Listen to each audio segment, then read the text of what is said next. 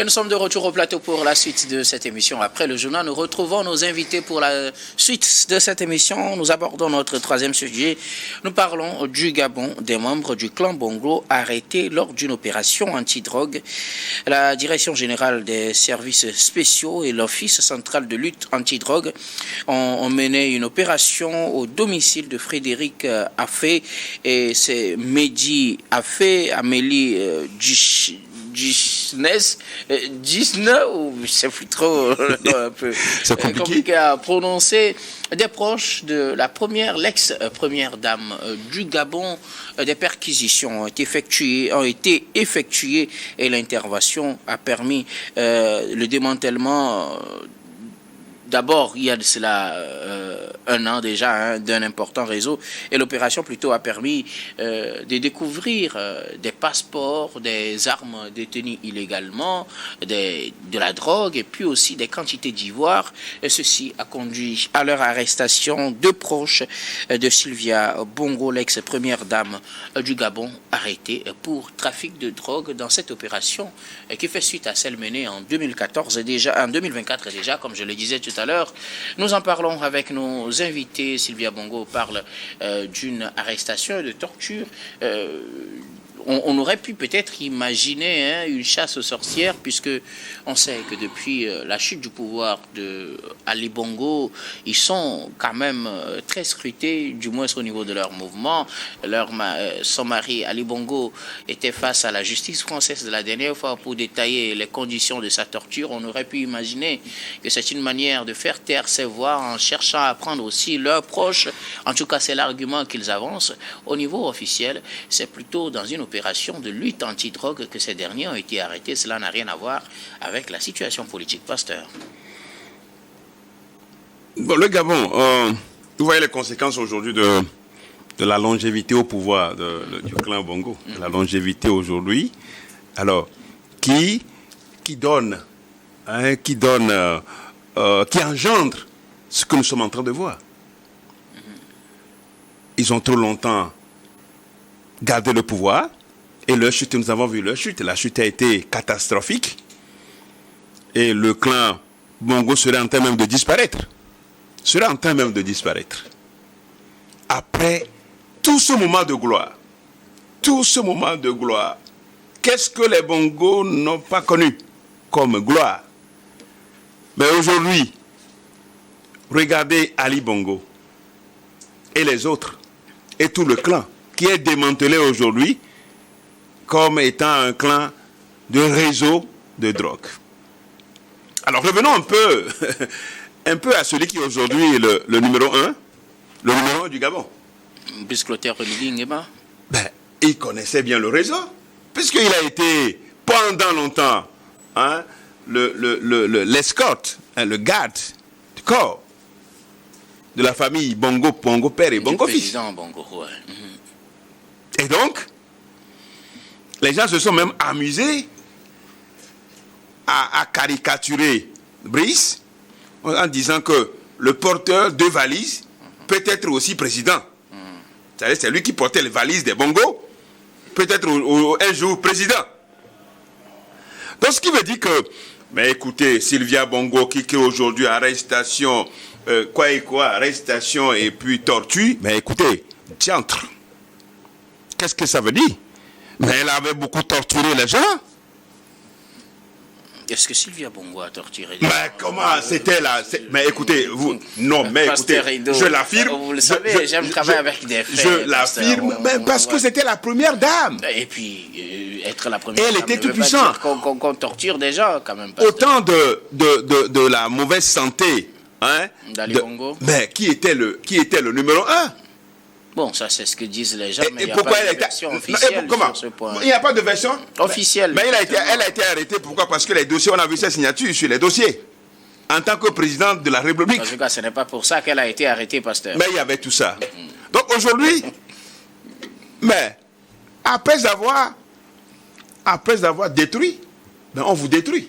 Et moi, je dis souvent que moi, je ne vais pas accepter qu'on me détruise d'abord avant d'être détruit. Parce que quand vous me détruisez, vous m'avez détruit. Donc, je ne donne jamais du temps que vous me détruisez d'abord. Je vous détruis directement. Et c'est ce qui arrive au clan Bongo. avec tout cet arsenal, avec tout ce qu'on est en train de décrire, c'est que le président Brice le savait depuis, puisqu'il maîtrise le réseau, la famille, il connaît ceux qui font le trafic de drogue et autres. Qui aurait donné peut-être vendu la mèche? Je pense qu'en Afrique, des sujets de ce genre sont pilotés directement par le numéro 1. Sont pilotés directement. Exactement. Serait piloté directement par le numéro 1. Et donc, du coup, ce qui leur arrive aujourd'hui, je crois, ils n'ont rien vu. Je leur souhaite, je suis désolé de dire, je leur souhaite le pire. Je suis désolé de le dire. Parce que je suis... Non, ça dit... Non, écoutez. Je rappelle que vous êtes pasteur. Oui, justement. Ce n'est pas un pour un, dent pour dent. Je ne le fais pas comme ça. Mais quand les gens savent bien que ce qu'ils sont en train de faire aux autres, c'est mauvais, mais il faut leur rendre l'ascenseur.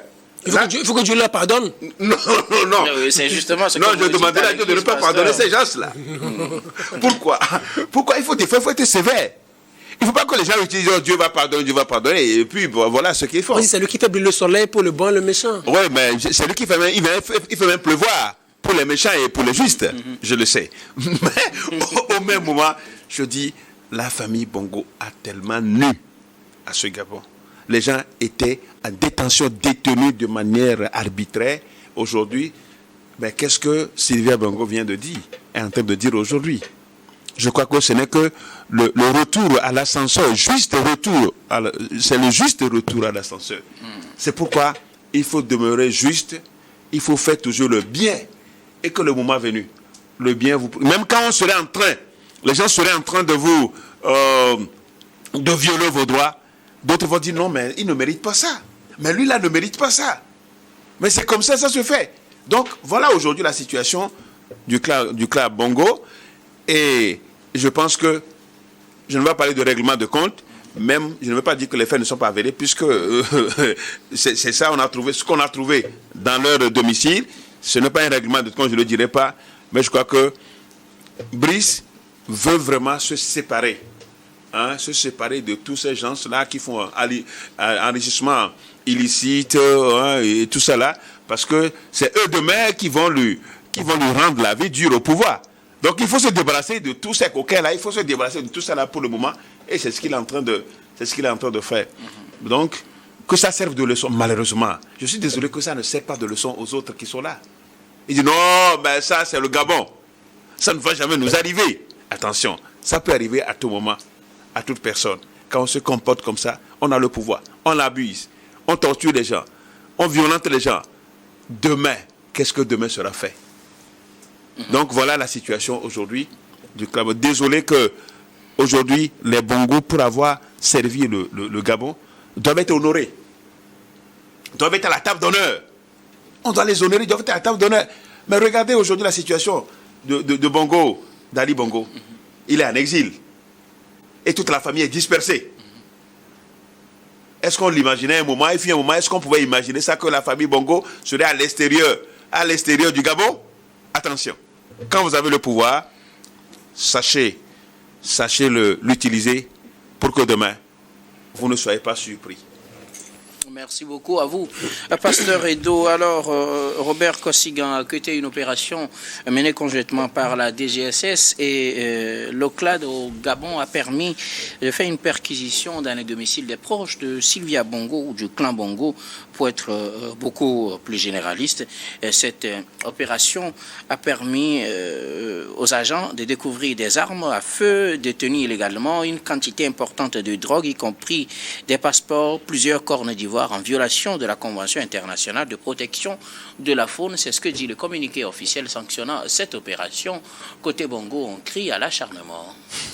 Vous savez, le malheur ou le voleur de l'extérieur prend information chez le voleur de l'intérieur. Qu'est-ce que je voudrais dire par là? La proximité entre Brice Oligui Nguema et le clan Bongo et ses alliés et proches ne date pas d'ici. Ça voudrait dire que Brice Oligui Nguema connaît alors tous les côtés blancs, rouges, noirs des Bongo proches et alliés. Donc ce qui se passe aujourd'hui n'est que peut-être la nudité côté trafic de drogue du côté de la famille Bongo qui se fait voir à la face du monde. Mais comme ils sont en France et que la parole est libérée en France, ils peuvent rapidement alors prendre ça comme peut-être une chasse aux sorcières ou une manière pour le pouvoir de Brice Oligui Nguema de les persécuter et de leur faire fermer la bouche parce qu'entre-temps, ils sont en train de faire des supposées dénonciations. Il n'y a pas plus tortionnaire que la famille Ali Bongo et surtout cette dame, cette blanche-là. Excusez-moi le terme, je ne suis pas raciste, mais la dame Ali Bongo a fait beaucoup de mal aux Gabonais. Comment une dame peut alors tricher la signature, imiter la signature de son mari à la tête de l'État pour siphonner des milliards de sous avec son enfant. Cet enfant-là doit avoir honte. Il doit avoir Noureddine Ali Bongo, Noureddine Bongo doit avoir honte parce que un Africain ne fait pas ça. Ce n'est pas parce qu'on est fils du président, on peut imiter la signature de son papa, voler les sous de l'État et aujourd'hui se braquer contre le Bongo. Il a oublié, contre le Gabon, il a oublié qu'il est Gabonais et qu'un jour, il peut revenir au Gabon travailler. Mais il n'est pas un exemple pour les Gabonais. Il n'est pas un exemple. Alors, moi, je pense quand même que Brice Oligui Nguema a commis une faute grave. C'est de laisser partir Ali Bongo et sa famille hors du territoire gabonais. Il devrait camper Ali Bongo au Gabon comme on a campé l'autre, le passe-président nigérien, comme on l'appelle aussi, Bazoum, comme on a gardé Bazoum au Niger, on devait les garder là-bas pour que eux aussi, alors, boivent un peu le manque, oui, le manque et les difficultés de la Libye. Oui. Je rappelle sur ce plateau, vous aviez défendu justement Brice Oligui Nguema d'avoir élargi ou du moins d'avoir permis à la famille Bongo de quitter le Gabon. Aujourd'hui, je pense que c'est une erreur. Concentrer sur la gestion. Aujourd'hui, je félicite qui a dit de ne pas laisser passer, de ne pas laisser partir Bazoum, parce que ils deviennent détracteurs du pays. Aujourd'hui, le clan Bongo s'est levé, même s'ils ont la possibilité de former des vannes pour des avantages pour les Gabonais lambda, ils peuvent le faire aujourd'hui, alors qu'ils ont mis tout le temps pour piller le Gabon, faire du mal aux Gabonais, et aujourd'hui ils ont goûté un peu à la galère, ils veulent parler. Ils veulent parler à qui? C'est ça le problème. Il va falloir que même la France, les gens ont dit à Oligui Nguema de ne pas travailler avec la France. Lui-même, il est en train de voir ça déjà. Il est en train de voir la coopération avec la France, le soutien qu'il donne à la France, être pion de la France. Il est en train de voir ce que la France est en train de lui faire. Et il fait aux Gabonais. La France ne respecte pas les pays africains. Quel est cet Africain-là, ou quel est ce Français qui peut siphonner, faire tout ce que les Bongos ont fait au Gabon et aller venir au Togo pour faire... La justice est là pour tout le monde. Si quelqu'un a à se plaindre, vous savez, même s'il est accusé dans une affaire, il peut porter plainte dans une autre affaire. C'est comme ça que maintenant, est-ce que la justice française va écouter tous les Gabonais que la famille Bongo a zigouillé de père en fils? S'il porte plainte, c'est la même justice française qui était avant aux trousses des Bongo à cause des biens mal acquis. Oui, justement, ça vous fait pourquoi aujourd'hui la même justice française va vouloir écouter les Bongo contre les Gabonais? Pourquoi? Je pense que le bon sens voudrait qu'on ne mélange pas les affaires. Et c'est ce que fait normalement... Non. Vous savez, la France n'a jamais respecté les Africains et elle est en train de le faire encore et c'est très grave. Les Bongo, normalement, ils doivent faire profil bas dans cette affaire. Ils doivent faire profil bas. L'État gabonais doit leur tout prendre. Il doit leur tout prendre. Même un péco, il ne doit pas en avoir. Il faut qu'ils goûtent un peu aux difficultés de la vie pour savoir ce qu'ils ont fait aux Gabonais durant toutes ces années. C'est très important. Merci beaucoup. Robert Kosigan, à côté, Firmin Teko Agbo, pour une affaire de drogue, des proches de Sylvia Bongo sont arrêtés. Vous savez, tout ce qui est en train de se passer là, c'est politique. C'est politique, pour moi, c'est une des choses les plus normales au monde. Vous pensez, comme les Bongo, que c'est une affaire politique? Oui, c'est une affaire politique. Quand des chefs d'État, ils sont souvent issus du clan du clan qui a précédemment gouverné le pays, quand ils arrivent, la première des choses à faire, c'est de détruire les plus riches, c'est de démanteler les réseaux susceptibles de les déranger à l'avenir. C'est ce qu'il est en train de faire. Parce que si on va parler de ceux-là qui ont fait des affaires de drogue, des grands réseaux, les premiers à être interpellés, mais c'est le président en exercice. Il a servi le père. Il a trouvé ces milliards là-haut. Son papa était cultivateur et a labouré des milliards dans un champ. Il est devenu milliardaire. C'est le président qui est au Brice Nguema. Il est milliardaire, il a trouvé tout cet argent là-haut. Si on me parlait des corrompus, mais écoutez, c'est le même clan. Moi, je dis, quand on dit le clan Bongo, c'est le clan Bongo qui est toujours au pouvoir. C'est le clan Bongo qui est toujours au pouvoir. Brice Oligui Nguema, il dirige avec qui? Avec des proches de Bongo, des gens qui ont fait le système. C'est le même système qui est toujours au pouvoir. Sauf qu'on a élargi la branche Bongo, c'est tout. Sinon, c'est le même système qui est au pouvoir. Vous savez, quand les dirigeants, ils arrivent au pouvoir, surtout dans des conditions comme ça, la première des choses à faire, c'est d'arriver à affaiblir des réseaux, à affaiblir ou à emprisonner des gens susceptibles de vous déranger à l'avenir. Le président chinois qui est actuellement au pouvoir, il a fait la même chose. Quand il est arrivé au pouvoir, il a fait quoi? Il a fait enfermer la plupart des riches du Parti communiste. Parce qu'on dit la plupart des riches, la plupart des grandes familles en Chine sont corrompues. Ils sont mouillés dans des affaires pas possibles. Donc, alors que ce sont ces familles-là qui financent le parti, et ce sont ces familles-là qui ont des voix prépondérantes en cas de grandes décisions, en cas de décision majeure. Alors quand il est arrivé, pour ne pas se laisser déranger à l'avenir ou se bloquer par ambition les années qui allaient suivre son règne, il les a fait tout enfermer. C'est la même chose. Donc quand on arrive au pouvoir et quand on vient dans des conditions comme cela, on fait la première des choses, ceux-là qui vous ont porté au pouvoir ou ceux-là avec qui vous avez eu à travailler et que vous connaissez leur richesse aussi, vous connaissez un peu leur statut financier, vous les enfermez. Elle dit, si on me parlait des affaires de drogue, tout ça, là, eux tous ils sont mouillés, ils savent que c'est comme ça fonctionne. Des systèmes comme ça, c'est comme ça fonctionne. Donc ce qu'il est en train de faire, moi, je ne veux pas disculper le président qui est en exercice, qui est l'actuel président et inculper, entre guillemets, la famille Bongo. Non, c'est la même chose, c'est la même pipe, même tabac, c'est la même chose, c'est le même système, c'est comme ça fonctionne. Quand on est dirigeant, Staline, il a fait la même chose, il est arrivé au pouvoir, les réseaux, Staline, vous savez ce qu'il faisait? Lui, il braquait les banques.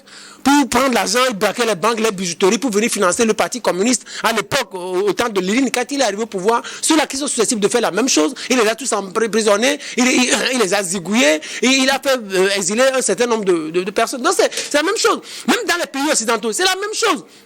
Monsieur, quand Hollande est arrivé, il a fait quoi? Il allait sortir des affaires pas possibles de Sarkozy. On a tout fait pour... pardon?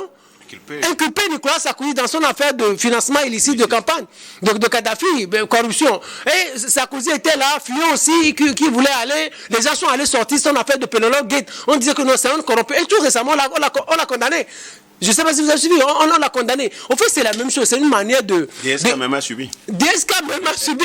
DSK même à quelques mètres de 2012, de la présidence, vous connaissez son affaire de Nafissatou Diallo. On est allé monter des affaires parce qu'ils se connaissent. Quand vous rentrez dans ce réseau, vous devez vous attendre à tout. En fait, c'est un réseau qui fonctionne, ce réseau-là, c'est comme ça fonctionne. Donc quand les gens arrivent, ils cherchent à affaiblir les gens, à emprisonner des gens susceptibles de les déranger. Sinon, Brice Oligui Nguema, si on parlait d'affaires de drogue là, lui, il a trouvé ces milliards là-haut. Merci beaucoup à vous, Firmin Teko Agbo, et également à vous tous pour vos interventions. Nous allons marquer une nouvelle pause, puis on reviendra tout à l'heure pour la dernière partie de cette émission, dernière partie que nous allons bien évidemment consacrer au Togo.